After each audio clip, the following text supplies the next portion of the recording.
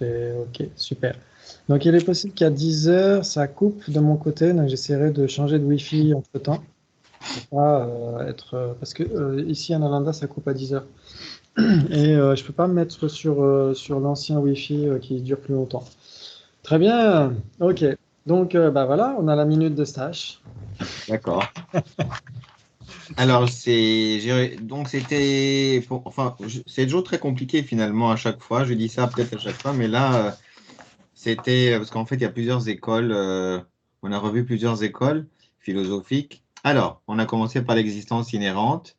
On a dit que c'était l'opposé de la vacuité. Donc, la vacuité, c'est l'absence d'existence inhérente, car donc l'existence dépend des causes et de conditions. Donc, elle existe donc avant et pendant et dépend aussi de ses parties. Donc, ça veut dire des nuées d'existence indépendante. Mais elle n'est pas totalement inexistante car elle existe conventionnellement, mais donc pas de son propre côté. Donc, c'est une simple désignation conceptuelle. Euh, donc, l'existence inhérente est donc l'opposé de tout cela sans dépendre d'une désignation conceptuelle de son propre côté. Pour les prasangika, tu as dit l'existence inhérente absolue et véritable, c'est équivalent.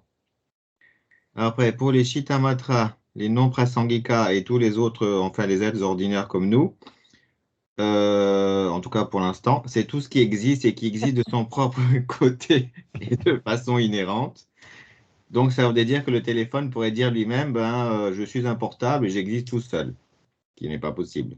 Donc pour les Shittamatra, il y a aussi une existence véritable comme les natures dépendantes, les phénomènes impermanents et la vacuité ou les vacuités. Et la nature parfaitement établie, donc non seulement existe de façon inhérente, mais aussi de façon concrète, pure, dure et véritable. Les prasangika disent que les Chittamatra, quand ils disent qu'ils voient la table, ils la mettent déjà dans l'analyse ultime, car eux disent qu'ils peuvent la trouver dans ses parties et donc de façon inhérente conventionnellement. Et ça, c'est un problème, car pour les Chittamatra, eux, par contre, ça ne les gêne pas de dire que la table n'existe pas à l'extérieur de la conscience, qu'elle dépend donc de la conscience pour exister, mais en même temps, elle continue d'avoir une existence inhérente. Les Pansangkas disent, si c'est dépendant, comment peuvent-ils exister de manière dépendante? Donc, ce qui n'est pas très logique finalement. Pour les Sautrantrika, les vérités ultimes sont n'importe quel phénomène impermanent par une perception, donc c'est les vérités conventionnelles. Donc, pour le véhicule fondamental, la vérité ultime n'est pas libérateur, et donc ce n'est pas cela qui va faire réaliser le nirvana. Pour les Sautrantrika, quand ils réalisent le non-soi de la personne, c'est une vérité conventionnelle. Pour les Shittamatra et les Mayanistes, enfin les Madhyamaka, je pense que c'est les Mayanistes, une vérité ultime, quand cela est réalisé, cela permet de réaliser le nirvana et l'éveil. Le véhicule fondamental, donc les Vibhashika et les Sautantrika, ce n'est pas les vérités ultimes et conventionnelles qui sont libérateurs. Et pour les Mayanistes, la vérité ultime, c'est cela qui nous permet d'être libérés de la souffrance.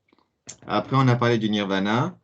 Pour les Sautantrika, le nirvana, c'est la cessation totale du voile afflictif, de l'ignorance fondamentale, donc qui saisit un soi autosuffisant, substantiel de la personne. Et cela leur suffit. Après, on a parlé du nihilisme et de l'absolutisme. Je vais un peu plus vite parce que sinon, on en a pour un petit peu de temps.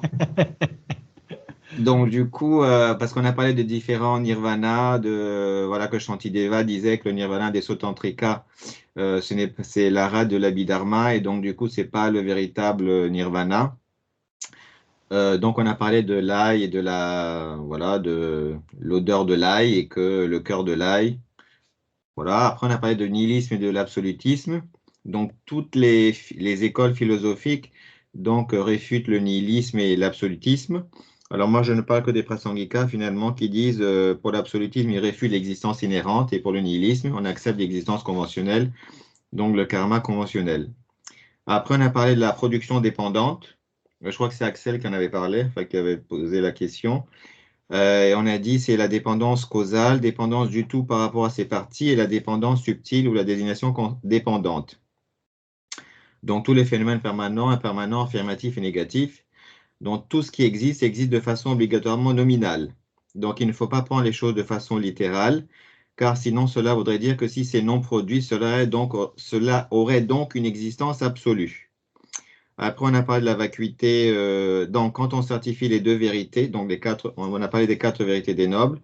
Donc, quand on certifie les deux vérités, on peut donc comprendre les deux premières, on peut comprendre pour la vacuité. Donc, on peut comprendre le fonctionnement des quatre vérités. On entre dans le samsara par les deux premières, quand on est dans l'ignorance fondamentale. Et c'est une vraie souffrance et une vraie origine, car on y adhère, et donc on prend ainsi la vérité conventionnelle. Après, comment on s'extrait du samsara? Ben, c'est par les vraies cessations, qui sont les vérités ultimes, et elles sont permises par les vraies voies, qui sont la réalisation directe de la vacuité. Donc, la vérité conventionnelle, on comprend comment on rentre dans le samsara et on en sort avec les vérités ultimes. La compréhension de la vacuité nous permet de comprendre le renoncement, donc se débarrasser complètement de la souffrance et de ses causes. Et cela est possible car notre existence est vide d'existence inhérente et l'ignorance n'appartient pas à la nature de l'esprit. La vacuité donc est un phénomène caché qu'on peut certifier par une inférence, une déduction logique. Cela nous donne une aspiration et on peut l'appliquer aux autres. Si on élimine les causes, on élimine les effets. Donc, comme on peut aider les autres à le faire, cela permet de les en débarrasser et cela aide aussi à la compassion et la bodhicitta. On peut ainsi développer une motivation altruiste associée au discernement et à la sagesse pour ne pas assimiler l'acte à la personne. Il faut donc une éducation éclairée pour avoir une bonne compréhension avec de la raison. Voilà. Waouh, bravo, excellent. Excellent, en effet, il y a beaucoup de notions diverses et variées. Il y a toutes ces écoles, c'est compliqué, en effet. Et en effet, tout ce qu'on étudie, c'est toujours avec cette motivation altruiste, se dire, puissais-je m'éduquer moi-même déjà, de manière éclairée, pour faire en sorte que, par l'exemple ou en côtoyant les autres, etc., ou le jour où on deviendra des Bouddhas, on puisse le faire aussi pour aider tous les autres à se débarrasser de la souffrance. Donc plus on comprend, euh, plus on a comment dire, une familiarisation avec la vue de la vacuité, plus on comprend son opposé, en fait, l'ignorance, plus on comprend pourquoi les êtres souffrent depuis toujours, pourquoi nous, on souffre depuis toujours. Notre compassion se démultiplie, en fait, hein. Notre renoncement aussi. Donc, c'est ça qui est important, hein, de voir ça. De voir que la vacuité, c'est vraiment le cœur de l'enseignement du Bouddha. Mais bien sûr, en fonction des différents courants, en fonction du courant fondamental, c'est surtout le renoncement associé à la vue de la vacuité. Et dans le courant mahayaniste, c'est bien sûr le renoncement, mais en plus, bodhicitta associé à la vue de la vacuité. Donc les deux bodhicitta, la bodhicitta conventionnelle et la bodhicitta ultime. Et dans les tantras, bien sûr, les deux sont intimement mêlés dans un seul et même instant de conscience. Donc tout ça, c'est vraiment extrêmement cohérent. Mais ça nécessite beaucoup d'études, de défrichage par rapport à toutes ces vues différentes. Ok, très bien. Très très bien. Ok. Donc on va essayer de voir justement pourquoi ça prend du temps d'éliminer l'ail dans la boîte et qu'il faut éliminer tout l'ail dans la boîte et pas uniquement une partie de l'ail dans la boîte. Pour ensuite progressivement éliminer l'odeur de l'ail dans la boîte. Ouais. Donc on peut aller jusqu'à l'approche de la voie médiane, parce que tout ce qui précède, c'est le Chittamatra. On a bien compris en effet qu'il y a un débat entre Shantideva et les Chittamatras. Les Chittamatras ne sont pas prêts à accepter que l'esprit soit vide de nature propre ou d'existence ultime, etc., etc. Mais les Madhyamikas, eux, le disent. Et donc là, on arrive à l'approche de la voie médiane. C'est quelle page pour vous? 80. 80, ok. D'accord. Ok, chez moi c'est 87. Très bien, Shantideva aborde maintenant le débat relatif à la nécessité d'emprunter la voie médiane, le Madhyamaka. Donc Madhyamaka, c'est le substantif et Madhyamika, c'est l'adjectif. Donc c'est juste ça qui fait la différence. Ok, la voie médiane. Tout d'abord, il présente une objection à la position des Madhyamika sur la vacuité d'existence intrinsèque. Donc la question c'est, mais si même on pénètre le caractère illusoire de l'esprit, l'affliction, l'attachement, etc., en serait-elle pour cela éliminée? Ne voit-on pas que ne voit-on pas le magicien créateur de l'illusion, une femme sait prendre d'elle. Donc ça, c'est une objection qui dit que si on réalise la vacuité telle que l'affirment les Madhyamika, est-ce que ça veut dire qu'on s'éveille comme ça tout de suite de but en blanc? Donc la réponse, c'est le magicien n'a pas détruit les afflictions nées de l'accoutumance à la réalité du connaissable. Au moment où il voit sa création, l'accoutumance à la vacuité est trop faible pour qu'il puisse se défaire de ses afflictions. Donc c'est ça qu'il faut voir, c'est que déjà pour comprendre la vacuité, déjà c'est très difficile. C'est très difficile. C'est un petit peu si on devait comparer les deux bodhicitta conventionnel, vouloir obtenir l'éveil pour le bien de tous les êtres, c'est très facile à comprendre. Quoique, il faut quand même comprendre la notion de l'éveil, l'omniscience, est-ce que c'est possible ou pas? Il y a des textes entiers qui essaient de prouver ça. Donc ça demande quand même pas mal d'analyse. Mais une fois qu'on a compris que l'éveil était possible, à ce moment-là, vouloir obtenir l'éveil pour le bien de tous les êtres, c'est facile à comprendre. Et c'est très difficile à mettre en application, parce qu'on est accoutumé, familiarisé avec l'égocentrisme. Mais la vue de la vacuité, c'est très facile à appliquer, il suffit de méditer, mais c'est difficile à comprendre. C'est très difficile à comprendre. Et donc, c'est pourquoi la vacuité, ça demande d'analyser, d'étudier ces textes-là, de la voie médiane, de Shantideva, Ariya Nagarjuna, Acharya Chandrakirti, etc. Et jusqu'à ce qu'on puisse arriver à une véritable inférence, une déduction logique. Et là, ce sera une compréhension intellectuelle. Est-ce que ça va tout résoudre? Non. Ça ne va pas tout résoudre. Qu'est-ce qu'il faut faire pour que ça soit la solution à nos problèmes? Méditer encore et encore, jusqu'à éliminer vraiment l'ail dans la boîte déjà. Et ensuite, si on le souhaite, éliminer l'odeur de l'ail dans la boîte. Ouais. Donc ça prend du temps, ça prend beaucoup de temps. Malgré tout, même avant qu'on ait une inférence, même avant qu'on soit des arias, etc., comme l'a mentionné ici Vénérable Geshe Gensen quand il a donné le basic programme, il a mentionné que ne serait-ce que penser à la vacuité quand on a des afflictions qui sont sur le point de naître, c'est déjà énorme, parce que on en a déjà parlé, vous vous souvenez, on avait déjà parlé de 3 conditions qui font qu'une affliction naisse. Que les afflictions naissent. Ouais, vous vous souvenez, c'était quoi? La proximité de l'objet. Oui. La répétition. Oui, on pourrait dire ça. Et le truc inada, comment ça s'appelle déjà? L'appropriation, L'appropriation. l'application mentale inappropriée. Oui, Oui. inappropriée, c'est ça, l'application inappropriée. C'est ce qu'on trouve dans l'Abhidharma Kosha de Acharya Vasubandhu. Il donne plusieurs autres. Il donne aussi une accointance avec une familiarisation avec des vues distordues, etc., etc. Mais principalement, on peut dire qu'il y a 3 conditions principales. Les graines, on a toujours les graines dans notre conscience, les graines des afflictions. Donc elles sont là à l'état potentiel, elles n'attendent que ça, que de germer, de donner les afflictions. Et donc c'est ce qui fait que c'est si difficile de progresser sur la voie et d'éliminer, d'abandonner ces afflictions. Donc les graines, on les a toujours dans l'esprit. Mais nos afflictions ne sont pas là tout le temps manifestes. Il faut qu'il y ait quand même des conditions qui génèrent ces afflictions. On regarde les infos, ou quelqu'un nous critique, ou enfin bref, un objet d'affliction, un objet d'attachement, un objet de colère, etc. Donc il faut une proximité avec cet objet. Ça peut être une proximité mentale, il suffit d'y penser tout simplement. Et le maillon faible. Le maillon faible, c'est l'application mentale inappropriée. Ouais, c'est les films qu'on se fait. Mais ça veut dire que ça, c'est le maillon faible. Ça veut dire que si, au lieu de se plonger, de se vautrer dans ce film qu'on se fait à l'intérieur par rapport à ce qui génère de l'attachement, par rapport à ce qui génère de l'aversion, si on pense un petit peu à la vacuité, ne serait-ce que ça. Même si on ne l'a pas comprise, même si on pense qu'on ne l'a pas comprise, etc., ne serait-ce que méditer un petit peu là-dessus, ça remplace des pensées malsaines par des pensées plutôt tournées vers la vertu. Donc en fait, au lieu d'entretenir ce film intérieur qu'on se fait, qui génère de l'attachement, de l'aversion, de la colère, etc., eh ben, de manière très pragmatique, on remplace une pensée très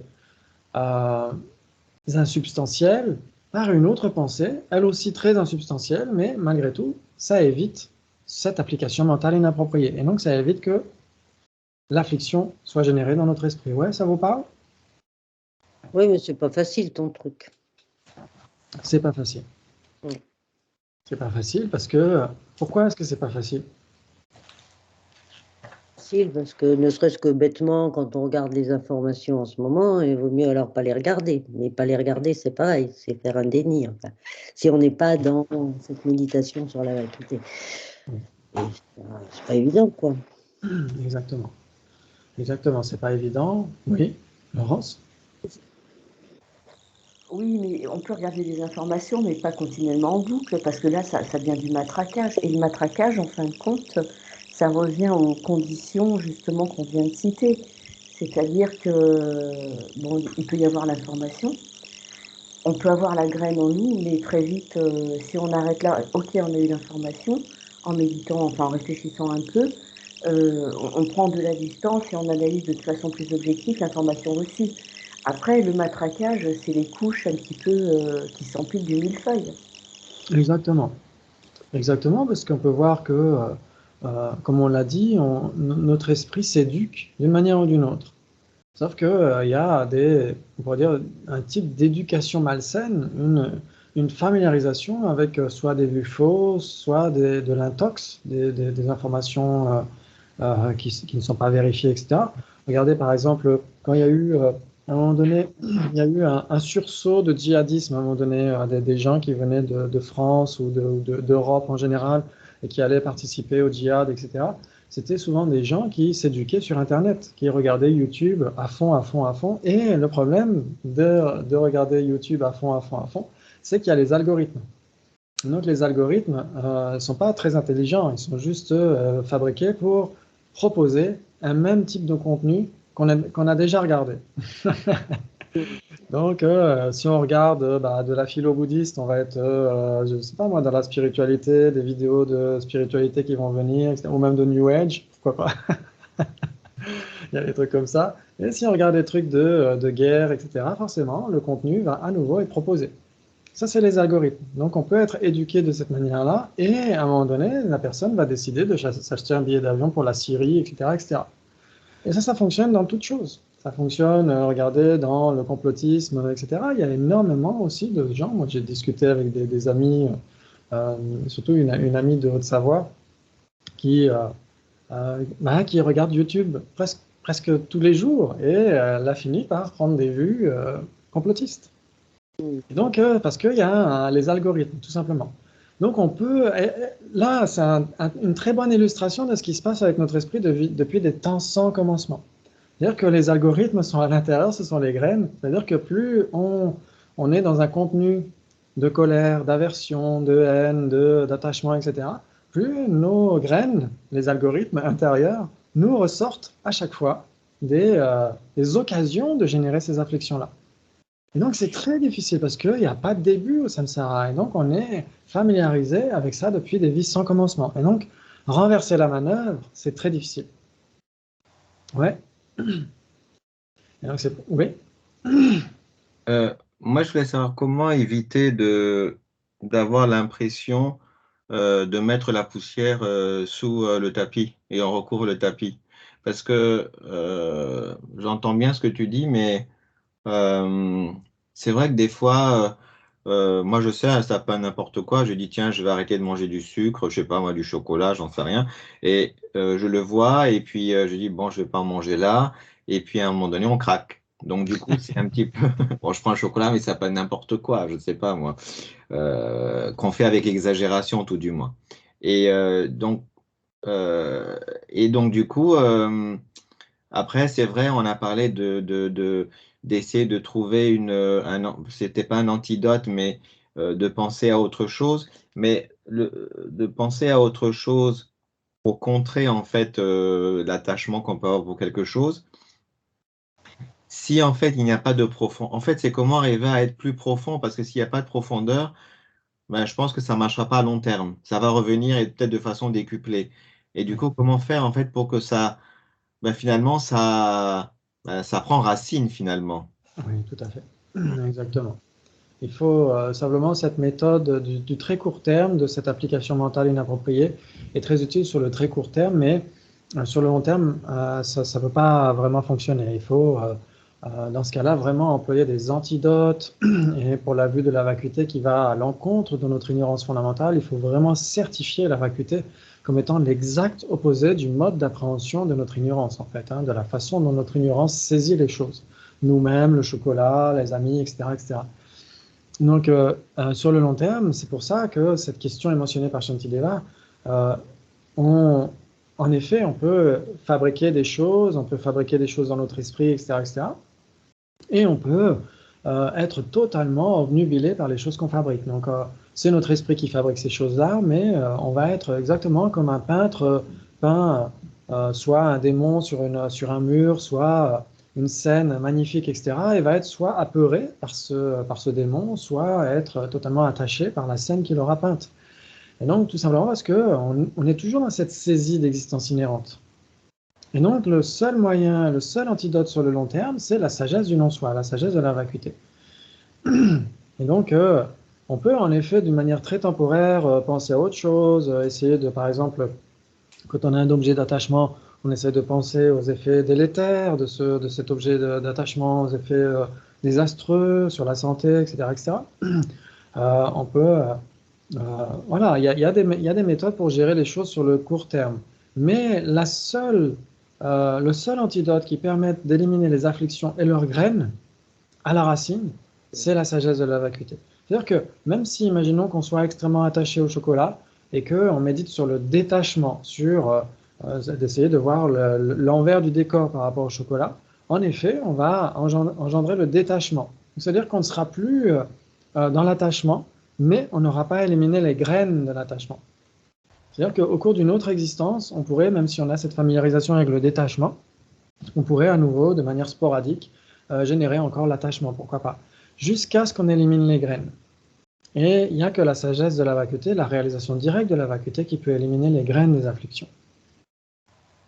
Donc ça, bien sûr, c'est une œuvre sur le très long terme, parce que déjà, essayer de cerner un petit peu ce que veut dire la vacuité, c'est déjà difficile. Ensuite, la réaliser directement, forcément, c'est extrêmement difficile aussi.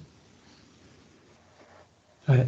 Donc ça, c'est vraiment quelque chose sur le long terme, mais il n'empêche que sur le très court terme, on peut en effet penser à autre chose. Et puis, si on craque et qu'on mange du chocolat, etc., on peut se dire, bon, je vais essayer de faire attention, d'essayer d'observer ce qui se passe dans notre esprit, quels sont les processus psychologiques qui entrent en compte, et que ça nous serve de laboratoire, en fait. Qu'est-ce qui se passe dans notre esprit quand on est dans l'aversion? Qu'est-ce qui se passe dans notre esprit quand on est dans l'attachement, dans l'orgueil, la jalousie, la confusion, etc. Qu'est-ce qui se passe vraiment dans notre esprit pour essayer d'être son propre thérapeute? C'est ce qu'il disait Lama Yeshe, devenez votre propre thérapeute.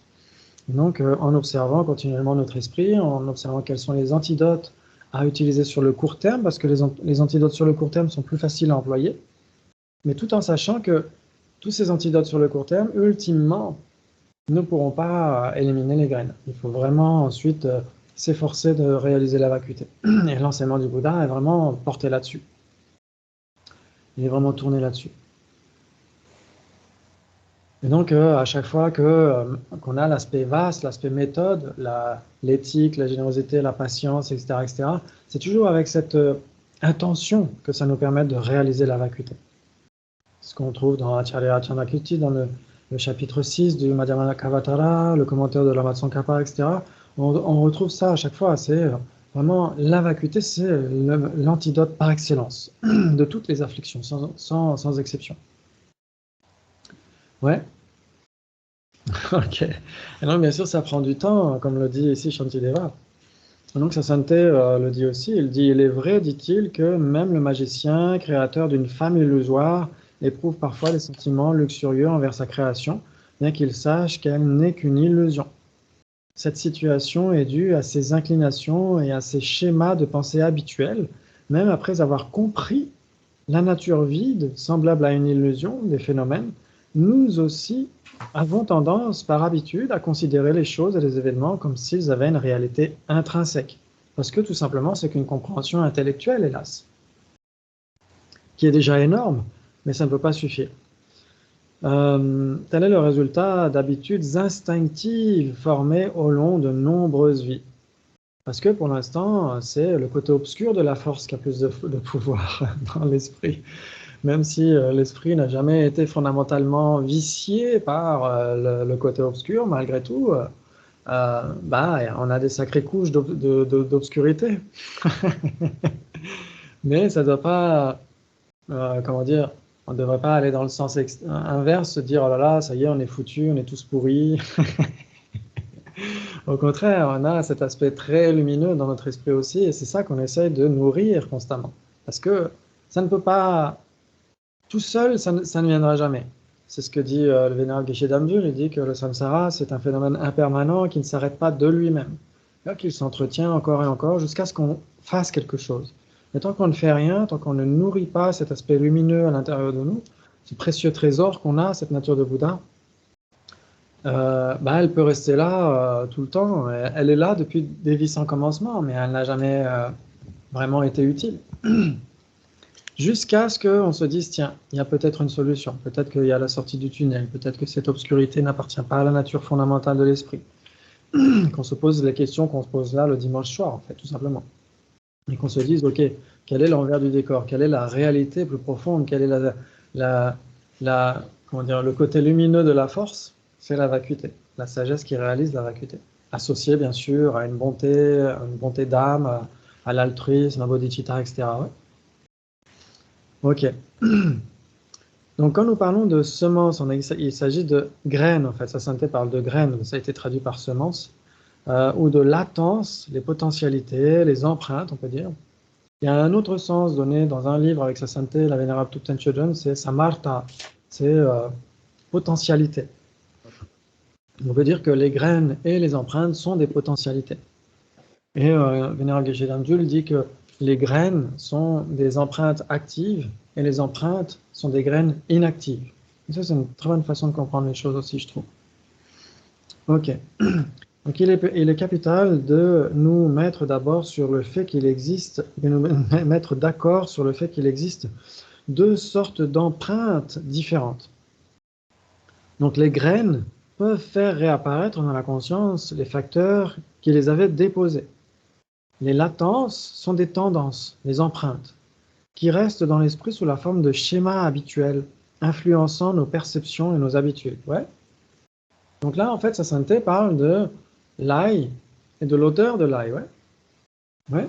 Quand on parle des latences ici, les empreintes, en sanskrit, c'est vasana, ça veut dire parfumé, ça veut dire un parfumage. Et donc, c'est l'esprit qui est parfumé, qui est tellement familiarisé avec la saisie d'existence inhérente que forcément, ça laisse des traces dans l'esprit. Donc, ces empreintes, c'est ce qui constitue le voile cognitif, c'est ce qui empêche l'éveil omniscient. Ouais. Alors que les graines, les afflictions et les graines, c'est ce qui empêche la libération. Ouais. Ouais. Laurence? Je suis désolée, mais j'ai perdu la ligne. Ok. Donc ça, c'est après la strophe 31. D'accord, je suis désolée. Hein. C'est pas grave. Il y a un paragraphe après la strophe 31, et là, c'est le paragraphe qui suit. Quand nous Page 81 chez nous, Laurence. Ouais, ça va?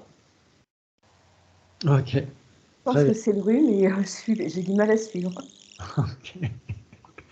Bon, c'est normal. C'est normal. Donc ça, on en avait déjà parlé, vous vous souvenez, des graines et des empreintes? Ouais. Donc les graines, leur capacité, c'est de faire quoi en fait? C'est quoi le job d'une graine, c'est de faire quoi? C'est de germer. Oui. Exactement. Tu as fait du jardinage ce week-end, non, Dominique? Okay. Ils attendent les causes et les conditions. Oui, exactement. Et donc, leur job, c'est de générer le même état d'esprit qui les a plantés dans l'esprit, en fait. Ouais. Donc, si on est dans la colère, ok, on est dans la colère s'estompe, qu'est-ce qui reste? Il reste une graine de la colère, ouais. Et donc, cette graine, c'est un potentiel. Ça reste dans l'esprit, etc., jusqu'à ce que, en effet, les causes et conditions surviennent. Et donc, quand les causes et conditions surviennent, le job de la graine, c'est de générer le même état d'esprit. Ouais. Et donc, si on se laisse aller au même état d'esprit, quand cet état d'esprit va disparaître, il va laisser une graine plus puissante encore. Et donc, qui va traîner dans l'esprit jusqu'à ce que les causes et conditions à nouveau soient rencontrées. Et en fait, ça grandit, ça grandit, ça grandit. Parce qu'on nourrit ces graines, tout simplement. Donc ça, c'est le boulot d'une graine. Une fois que les graines sont éliminées, quand un arya, donc dans le véhicule fondamental, c'est au niveau du nirvana, là, toutes les graines sont éliminées sans exception. Et pour les bodhisattvas, c'est au 8e bhumi. Au 8e bhumi, il n'y a plus l'ail dans la boîte, il n'y a plus les afflictions et leurs graines. Et il reste les empreintes. Ouais.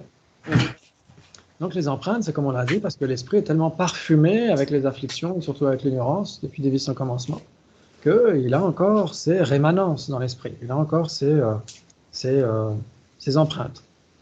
Et donc ces empreintes, il y a deux, comment dire, il y a deux aspects d'un certain point de vue. Il y a le fait que, à cause de ces empreintes, on a l'impression que les deux vérités sont séparées.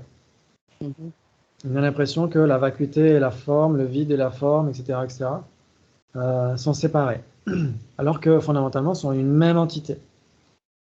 Et à cause de ces empreintes, on a aussi l'apparence d'existence inhérente. Ouais. Il y a une apparence d'existence inhérente. L'Arya Bodhisattva du 8e, 9e, 10e bhumi n'y croit plus. Il n'y croit plus. Mais il a toujours l'apparence. Ouais. C'est un petit peu quand vous allez au cinéma, vous allez voir un super film, et à un moment donné, il y a un bug dans le scénario. Ça cloche un petit peu, ou voilà, il y a un bug dans le scénario, un peu comme dans Matrix, quand il y a le chat qui bug à un moment donné.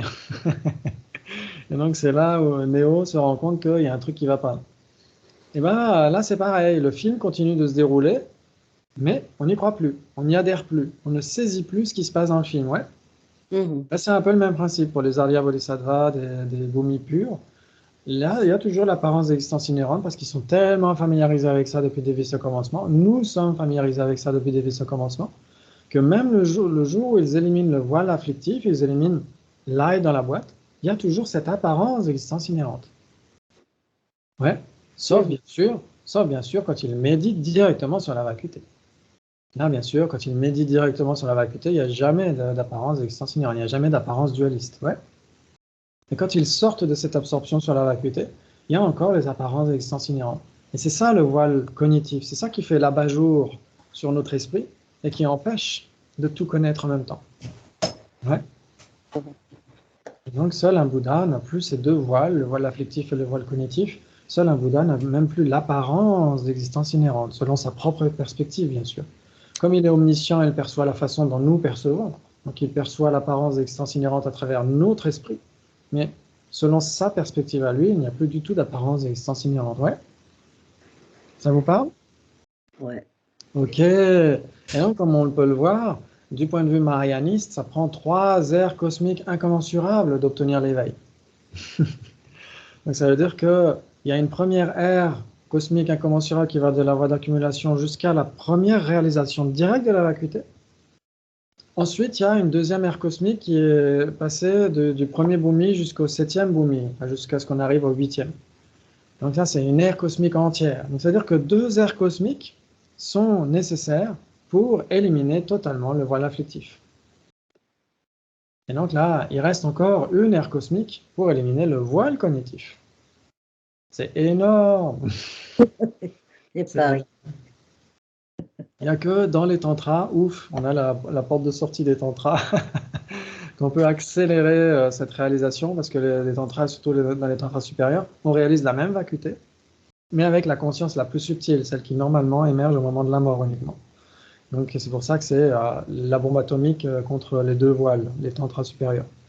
Donc on peut obtenir l'éveil beaucoup plus rapidement qu'en 3 aires cosmiques incommensurables. Mais du point de vue des sutras, du point de vue de Shantideva ici, c'est 3 aires cosmiques incommensurables, donc on ne peut pas espérer que le magicien qui vient de créer sa fantasmagorie, etc., soit totalement détaché par rapport à elle, même s'il sait intellectuellement que c'est sa propre création, il va développer de l'attachement. Ouais. Ok. Ok, très bien. Shantideva déclare qu'en nous familiarisant constamment avec la sagesse de la vacuité, nous éliminons progressivement les effets de nos réactions instinctives habituelles. Une fois notre attachement à tous les extrêmes éliminés, nos tendances dualistes et attachements disparaissent.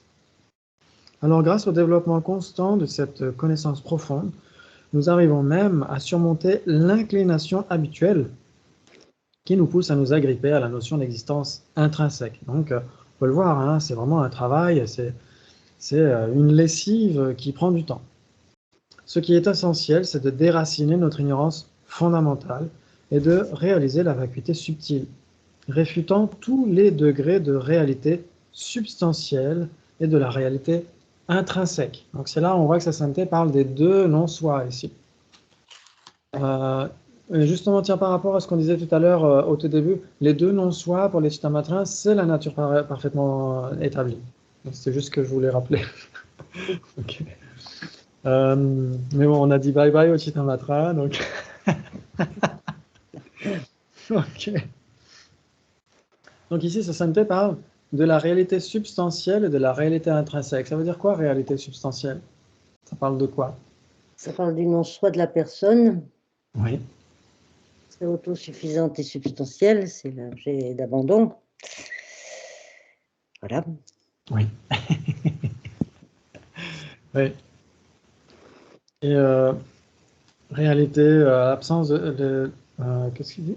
Ah oui, pour réfuter donc, les degrés de réalité substantielle et de la réalité intrinsèque. La réalité intrinsèque, ça ne parle pas de la personne non plus? Ça parle des phénomènes et de l'existence intrinsèque des phénomènes. Ok. Pas de la personne. Maintenant, la personne, elle est imputée sur les phénomènes. Oui.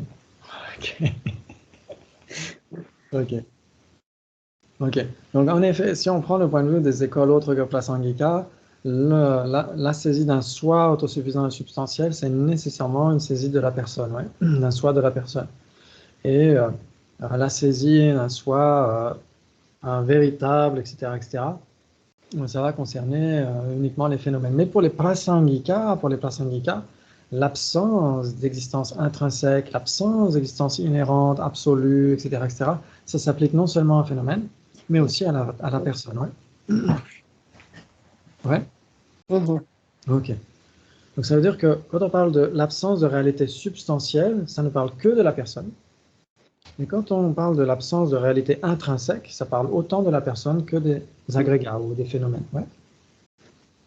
Oui, c'est parce que pour les Prasangika, l'autosuffisant et substantiel, c'est grossier. Exactement. C'est tout à fait ça. C'est grossier.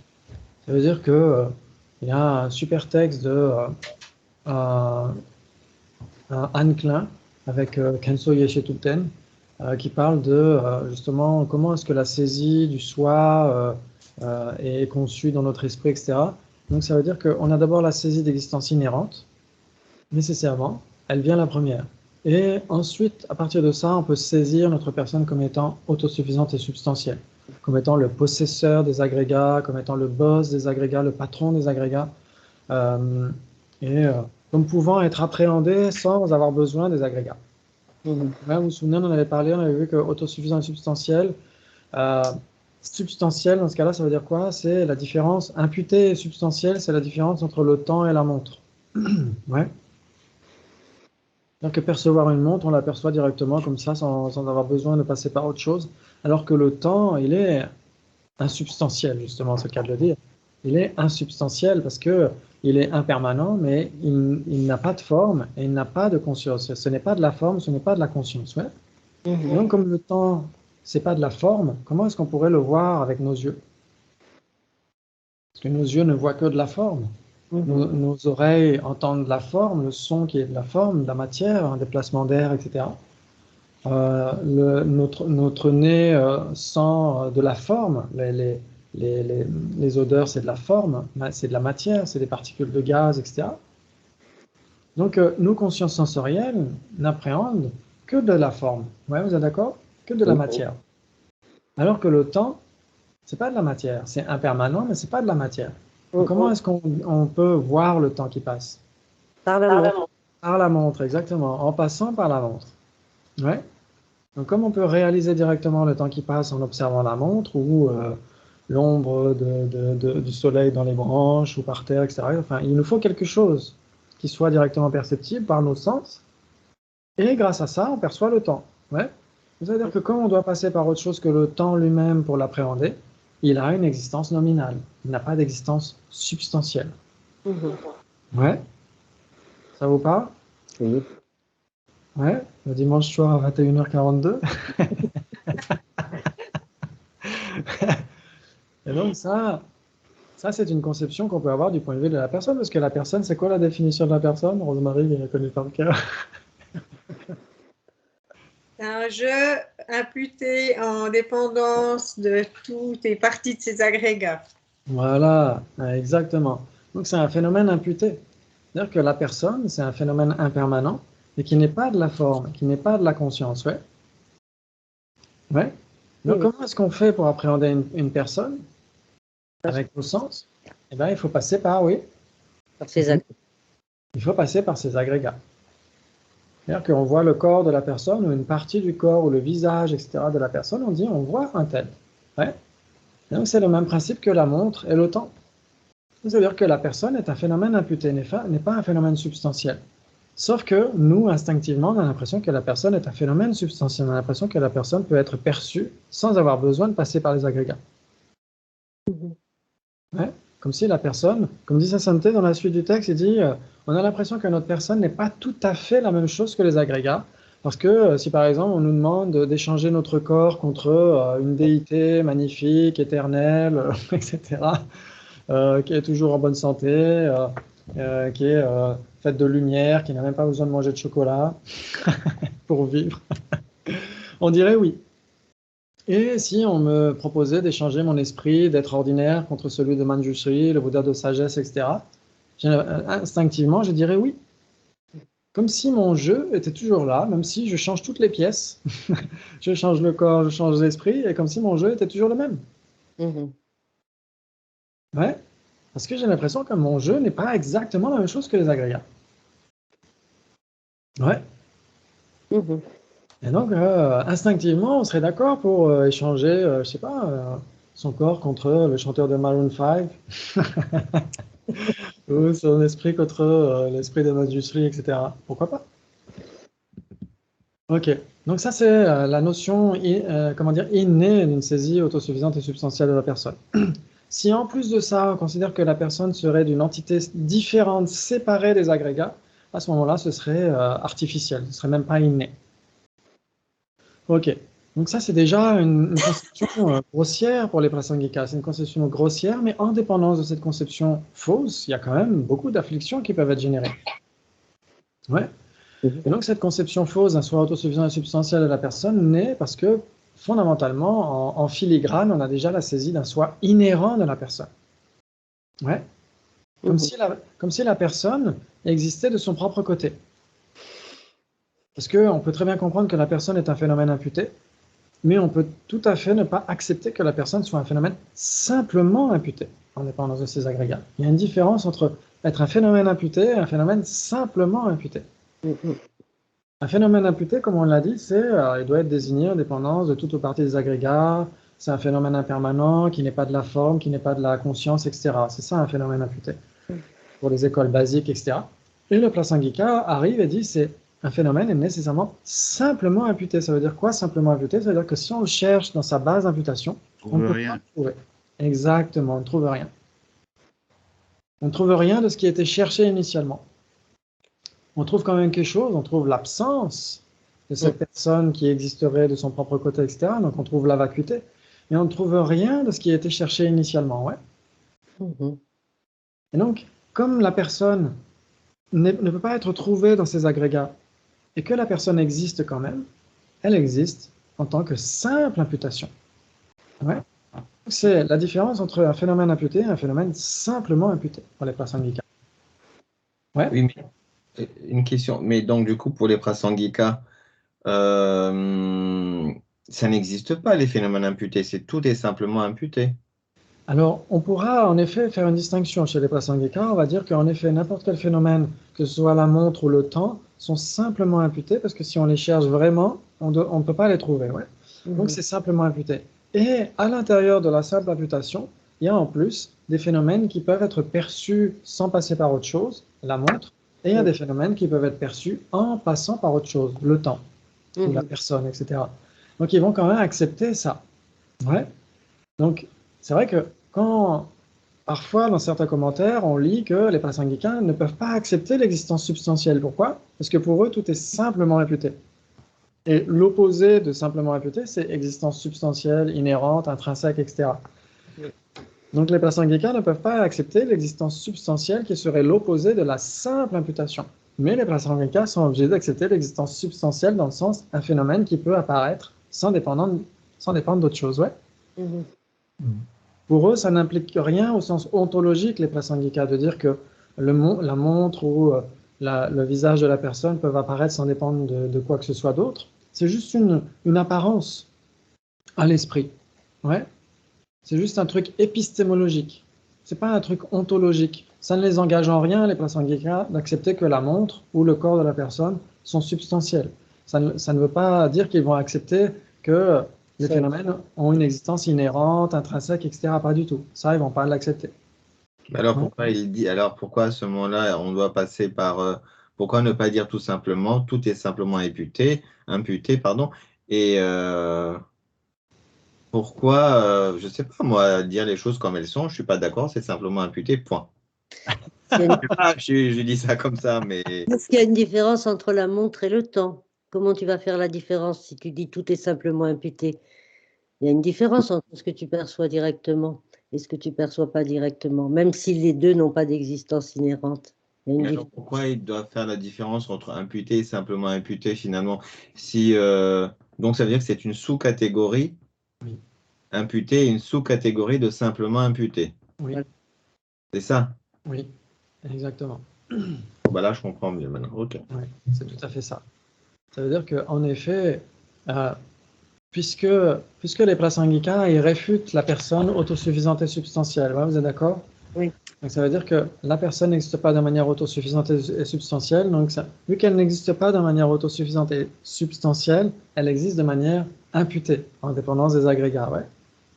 Donc ça veut dire que si cette existence imputée était la même chose que l'existence simplement imputée, les Prasangika ne se préoccuperaient même pas de ce non-soi grossier. Ouais. C'est-à-dire que pour eux, ils diraient, de toute façon, il n'y a même pas à chercher à réfuter l'existence autosuffisante et substantielle de la personne, puisque de toute façon, on réfute l'existence inhérente et ça nous suffit. Non, en fait, les Prasangika vont dire qu'il y a aussi la saisie d'un soi grossier, la personne autosuffisante et substantielle. Et donc, si substantiel, dans ce cas-là, c'était l'opposé de simplement imputé, il n'y aurait aucune différence entre ce non-soi grossier et le non-soi subtil, l'existence inhérente. Ouais. Donc c'est là où on est obligé d'accepter, même pour les Prasangika. C'est vrai que dans ce livre de Kenso Yeshituten, il dit que les swatantrika sont d'accord pour dire que la personne que les phénomènes sont imputés et substantiels en même temps. Que les phénomènes, certains phénomènes sont imputés et substantiels en même temps. Mais c'est pas le même contexte que les Prasangika. Les Prasangika vont dire en effet, tout ce qui existe de manière simplement imputée, parce que si on le cherche, on ne peut pas le trouver. Si on cherche vraiment, on ne peut pas le trouver. Et comme il existe quand même, il existe au travers d'une simple désignation, effectuée en dépendance de cette base d'imputation. Ouais. Donc ça veut dire simplement imputé. Et au-delà à l'intérieur de l'existence simplement imputée, il y a aussi donc ces phénomènes qui sont désignés comme étant soit substantiels, soit imputés, en fonction de la façon dont ils nous apparaissent. Ouais. C'est comme les existants et les non-existants. Dans les existants, il y a les non-existants aussi dedans. Ah bon? Oula. C'est l'inverse. Attends, c'était ça. Oui, non, c'est un et différent, pardon. C'était ça. Enfin, pour moi, je résume parce que on cherche toujours les. Enfin, pour moi, c'est très compliqué, mais enfin bon, c'était comme l'histoire du bio et du pas bio, et un existant et des existants. En fait, on met, il y a des sous-catégories dans une grande catégorie, et quand on dit un et tout, voilà. Enfin, je me comprends. Quoi, voilà. Ok, en effet, on va dire que il y a des existences substantielles dans ce sens très précis de ils apparaissent sans dépendre d'un autre phénomène pour apparaître. Ouais. Ok. Ok. Et il y a des phénomènes imputés parce qu'ils apparaissent en dépendance d'un autre phénomène. Ouais.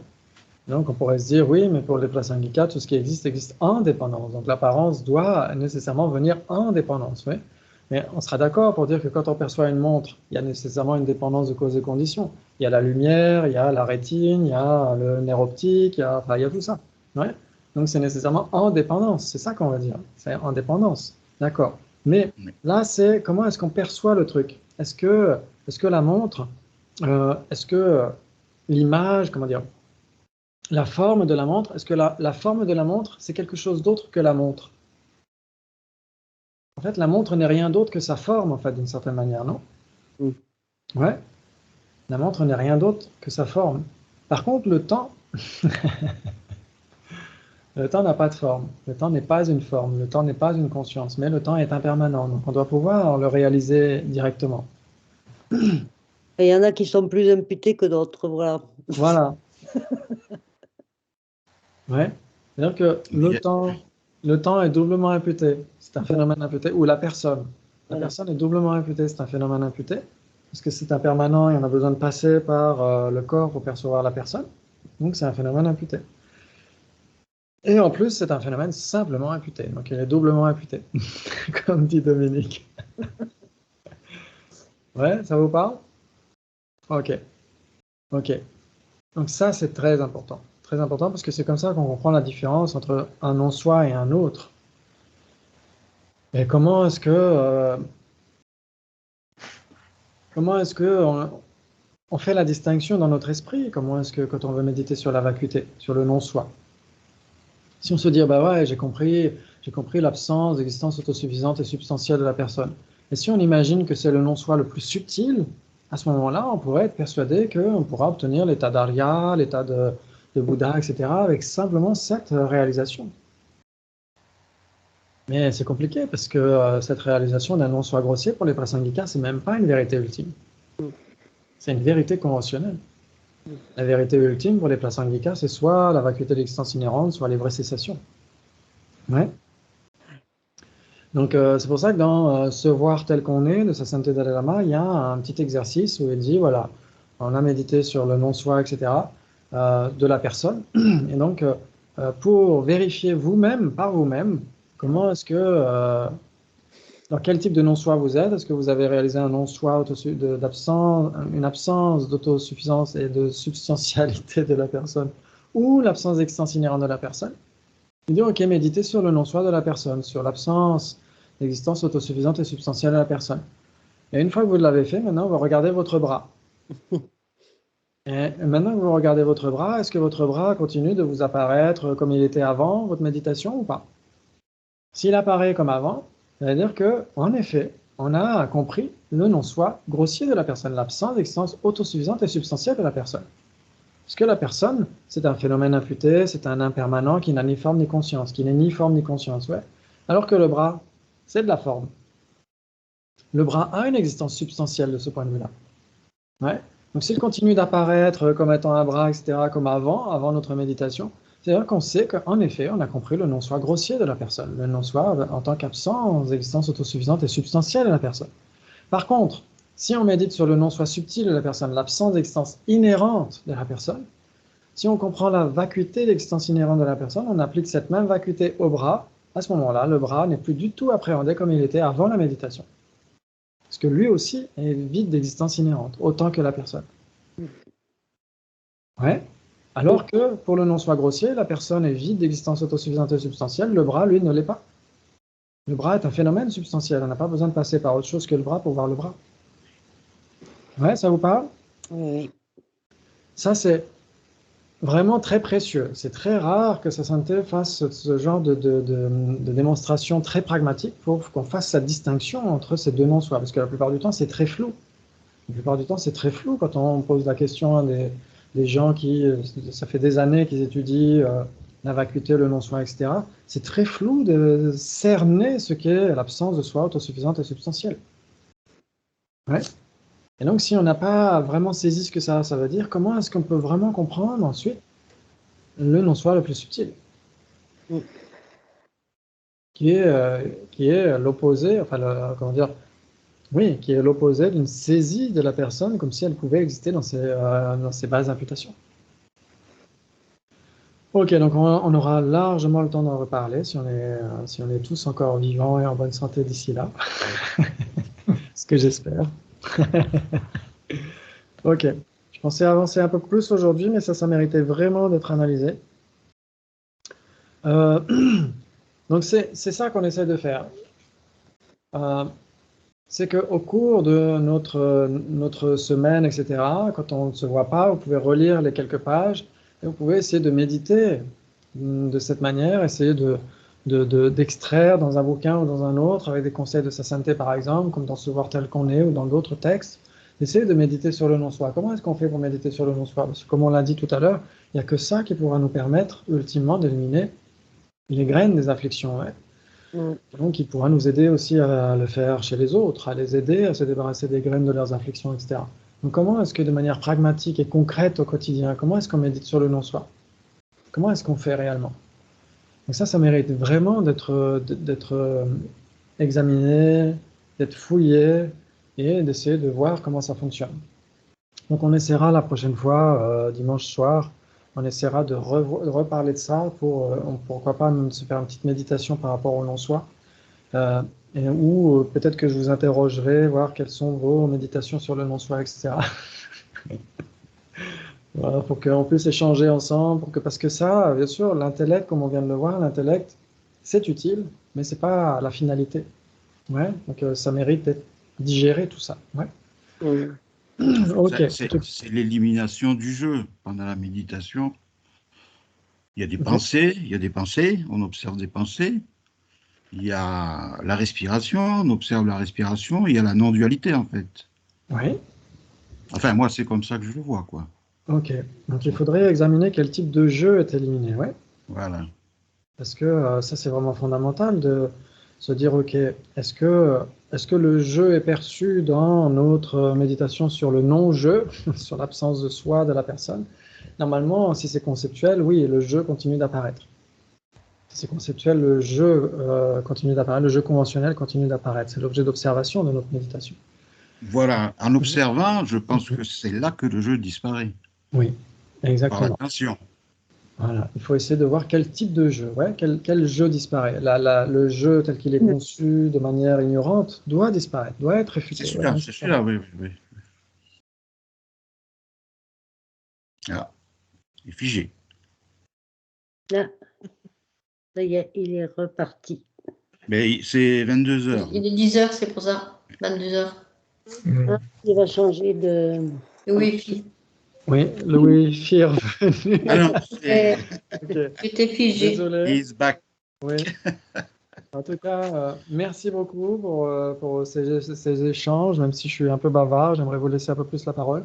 Et à dimanche prochain pour la suite. Et vendredi, il n'y aura pas, par contre. Vendredi, il n'y aura pas les deux vérités. Ouais.